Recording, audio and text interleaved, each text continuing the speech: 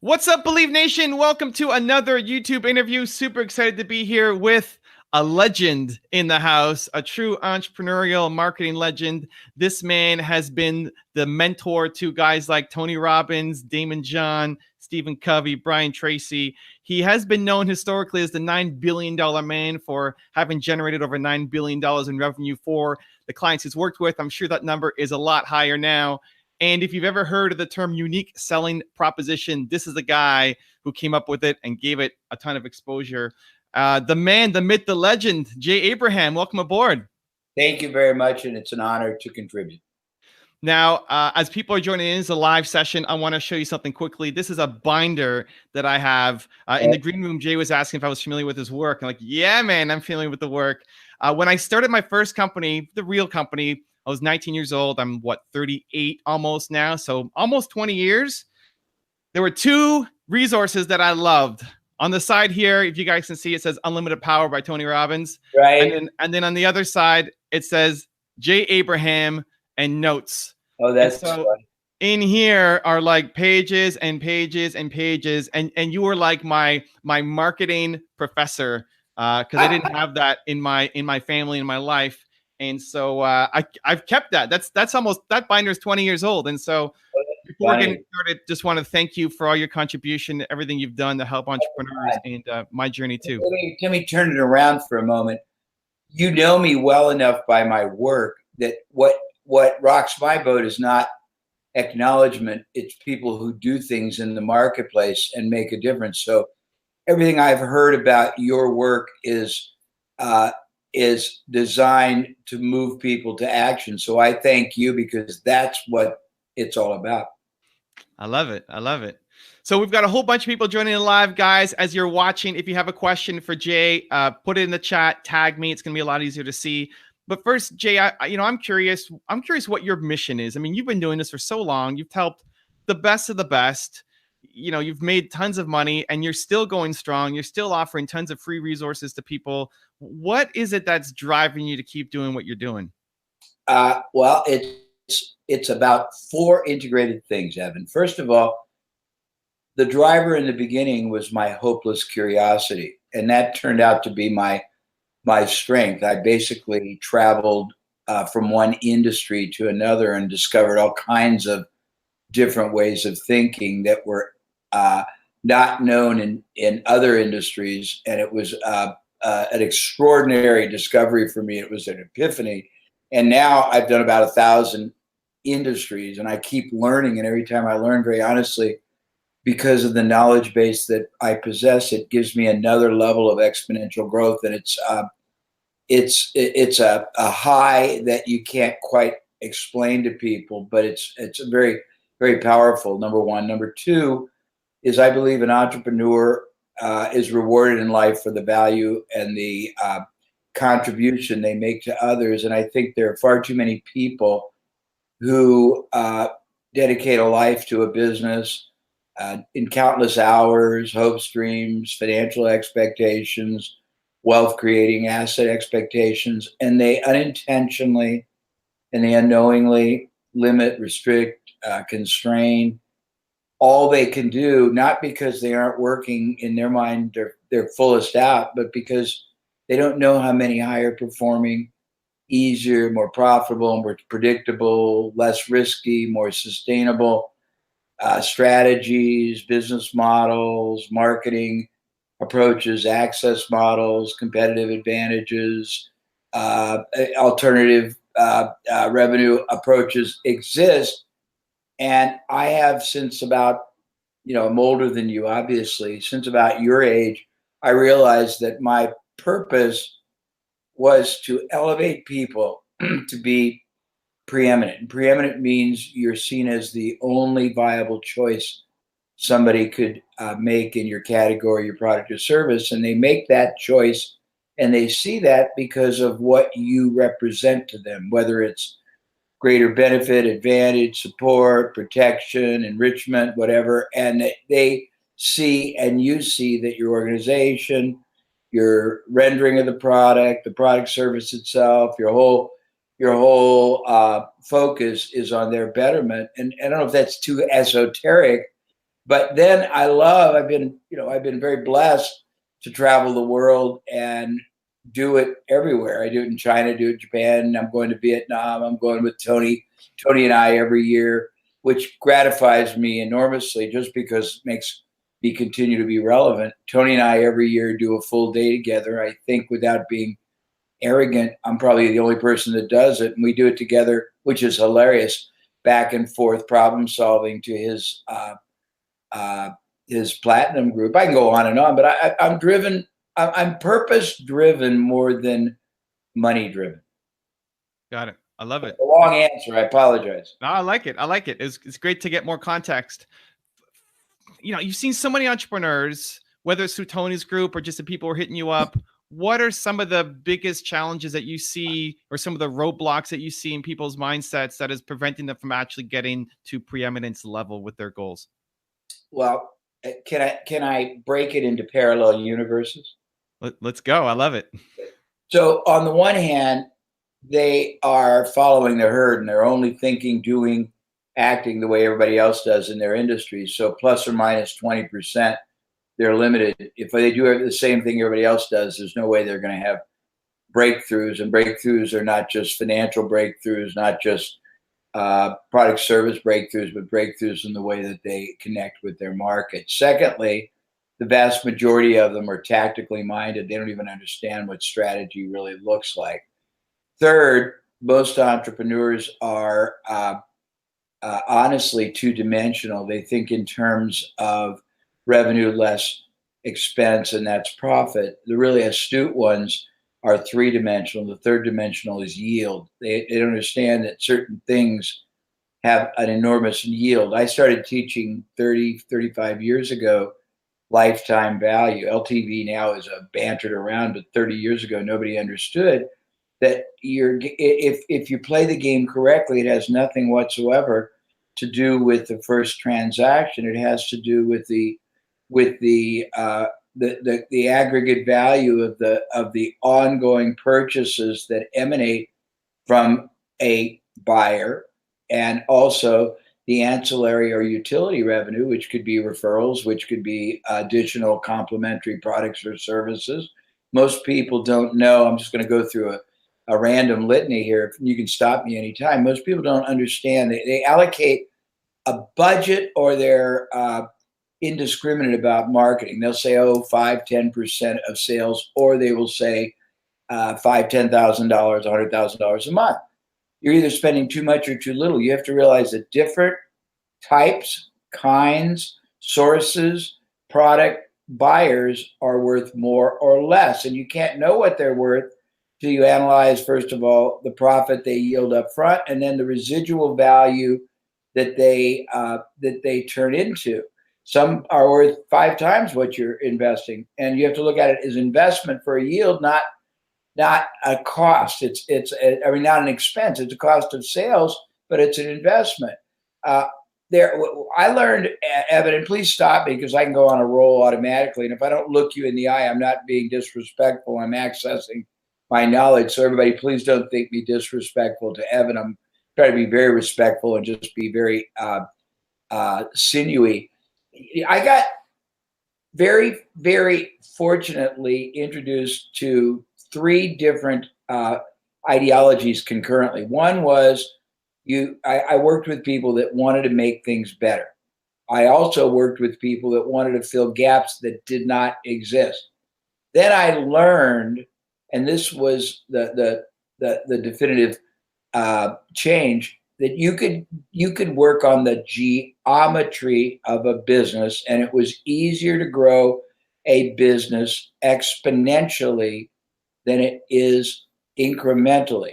I also realized that revenue may be important, but you can multiply by orders of magnitude the profit without having to necessarily increase the revenue accordingly. And when I learned things like the 3-way to grow a business model, the 9 drivers, the sticking point solutions, those happen to be 9, the 12 strategy pillars, and then the strategy of preeminence, and things like that, leverage marketing. I realized there were as many as 60, 70 leverage points within an existing revenue system that could be improved, each one of which 10-15% improvement sounds modest, but the cumulative effect is geometric. It's hundreds or thousands of percent multipliers in the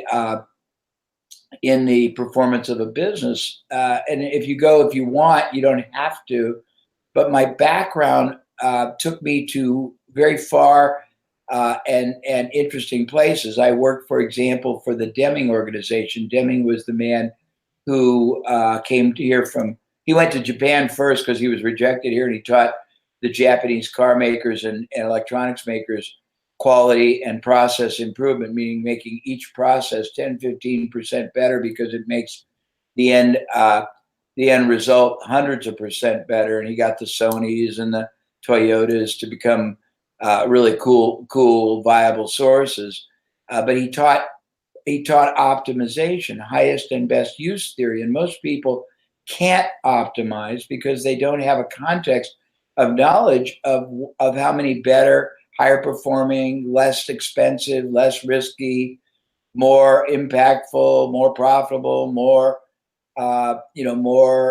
sustainable alternative means of marketing or market access exists. So the first one is most people don't optimize how they attract prospects and convert them, both targeting, proposition. Secondly, they don't set people up for a sustainable purchase, like a perpetual or at least a sustainable purchase process. Secondly, they don't try to ethically optimize the size of the sale. Third, they don't try to optimize the frequency or the utility. Fourth, they don't realize that by adding either an easier entry point or a more advanced and expensive what I'll call it an end product, you can double or triple or quadruple the profit of that business. Fourth, they don't realize that if they don't have resources, which a lot of them don't, they have an infinite capacity, an unlimited checkbook by figuring out who already has access to the same market they want to reach and is not competitive in doing not affiliate deals, but very deep and strategically forged power partnerships, joint ventures, strategic alliances. We've done billions of dollars just with that, using other people's resources. And we've identified something like 43 main ways they can do it and about 100 derivatives of it. One of the other things that's hilarious, Evan, if you query or canvas the majority of small, medium sized businesses and you ask them how many of you can say that 20 to 100% of your revenue comes from referral or word of mouth, a surprisingly large number will raise their hand. When I'm doing sessions with large groups, I make them stand up.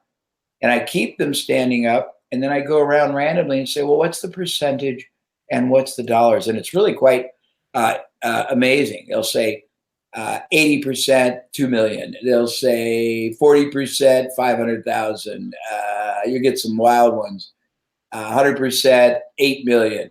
And then I'll say, well, okay, remain standing if your business has in place right now at least one formalized, systematized, continuously adhered to by everyone referral generating strategy that you use all the time. And 90% will sit down. Of the remaining 10%, I'll say two processes, 90% will sit down. Three, they all sit down.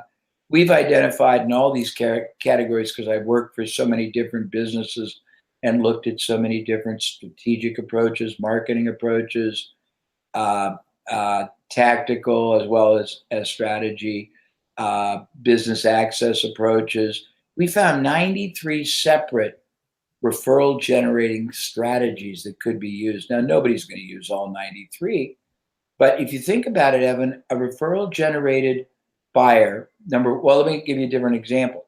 The people that get mostly referrals waste a lot of money in the outside market trying to get first tier veneer trust. Then they have to work their asses off to take that tentative trust and convert it to buying trust. Whereas a referral generated buyer is ready to buy, he or she's predisposed, they negotiate less, they buy quicker, they buy more things, they buy more often, they're more enjoyable to deal with, they refer more people, and they cost nothing. And I'm going to stop dominating. I can go on. Is this helpful? No, it's great. I mean, guys watching, as you can tell, Jay is a wealth of information. It's why in my binder I had to take all these detailed notes. You know, he skimmed over 25 different ideas in that little rant there, and all of them have a lot more layers of detail that you can go into. I'm sure, actually, this is a great resource on Jay's website right now. It's how I found a lot of this stuff earlier on in my days. Called 50 Shades, where he has over 800 hours of free resources for you guys to check out, talking about a lot of those strategies, like what are some of the 93 ways to get referrals. And it's all free and there's no sale. So we've linked up his website in the description. You can go check it out. I want to get to some of the questions, the live chat. So you guys have a question, tag me up and we can have Jay answer them quickly. Zachary saying, Jay, how do you market your personal brand better? Well, there's a lot of ways. Let's start where I started. When I started, nobody knew me. So I would go to influencers, and influencers is a relative term, depending on where you are on the food chain. Influencers in your community, influencers in your category, influencers big. And I would offer to work for them gratis. And first of all, exchange my perspective with them so that they could validate. And if it produced a meaningful, not just a modest, a meaningful result, all I wanted in exchange was their aggressive endorsement that I could use outside. And if they were willing, and I never pushed for it, their endorsement to their affinity group. And I had to work many, many, many months at a second job while I was building this, but I had about 100 people at a time I was helping, and I scored on about 80. I'm not perfect. And I ended up getting great affinity, and I parlayed that up the food chain to where at one time we had almost 100 of the top authors in the sector all endorsing me. And then we do some wild things. We sent out letters to target audiences that had all of their signatures together, and we would call it the Declaration of Success. And it would say we rarely agree on anything, but we all agree that you have to really get to know this man. As far as this gentleman goes, what I try to do, when I started, I went up and down the corridors where I lived in Indianapolis, which does have a lot of entrepreneurs. I made lists of influential and at the time innovative entrepreneurs, and I would call on them and ask if I could interview them. And I became very good. And we've got something, I think, on that Abraham.com 50 Shades on Socratic interviewing and critical thinking. And I was able to learn by asking better questions and listening. I mean, I usurped you in that last little splurt, which is probably disrespectful, but I'm known for being, very frankly, an exquisite and deep and reflective listener. And if you listen and ask great questions and try to understand someone else's reality, and you try to understand where they're coming from, how they're coming, how they got to where they are, what their defining beliefs are, even if they don't know it, three things happen. You grow like mad. But secondly, if you ask really meaningful questions and you demonstrate that you are listening and they really believe that you're grasping it and they start talking about themselves, you get bonded to them and they like you more. And Tony Robbins would say it's one of a number of different denominations of NLP. But I spent hours and hours interviewing people, but not interviewing the way that you would interview or I would interview if it was a podcast, but just asking them about how they got there, asking them about what their beliefs are, asking them about why they thought that their success was so distinctive, asking them about some of the adversity, asking them about the mindset that they used when they had to transcend that. and having that. Now, if you have expertise, then you start asking them questions they've never asked themselves.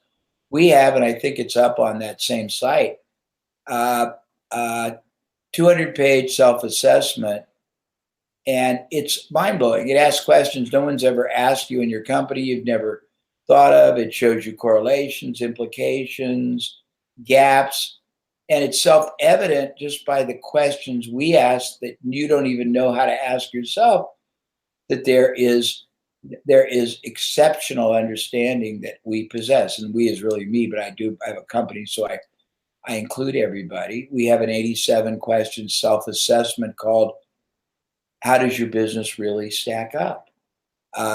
I believe the best way to gain success is through results.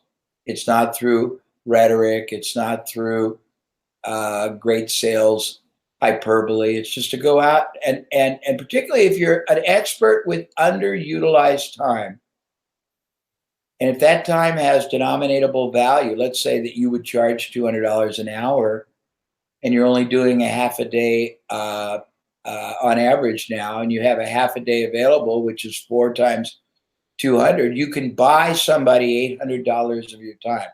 I do not believe in giving anything free, but I do believe in contextualizing it, or semantics, however you want to say it, buying someone $800 of your time.